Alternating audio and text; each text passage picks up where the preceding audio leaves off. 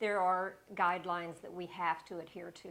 We have to follow certain guidelines, but not in a legalistic way. You know, people, we treat them as, like I said before, as kindly and as pastorally as we possibly can to make the process as less traumatic for them. They've already experienced some trauma probably in their, the breakup of their marriage, and we try to ease that as much as we can.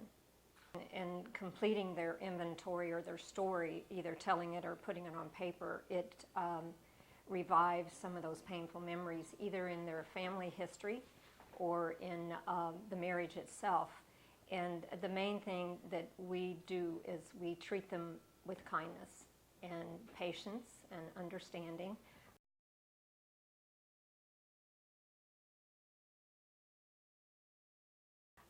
It's not just marriage cases that we process in the tribunal. We also process marriage papers. A couple wanting to marry, if it's a Catholic, wanting to marry a non-Catholic baptized person. One thing that is important for me to understand or to remember is the person that I'm talking to may not be Catholic, and I may be the first representative of the Catholic Church that they've ever encountered. And so I want them to go away with a positive memory of how they were treated by the Church and how the process, you know, how we treated them throughout the process.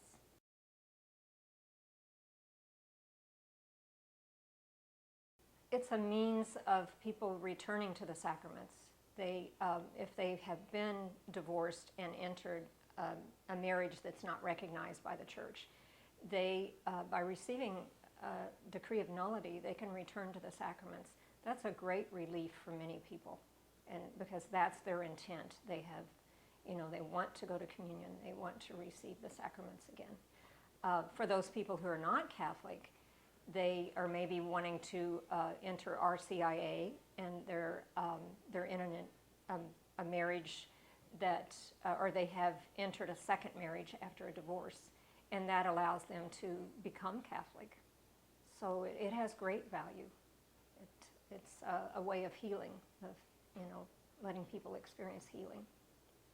I see the death of a marriage very much like the death of a spouse.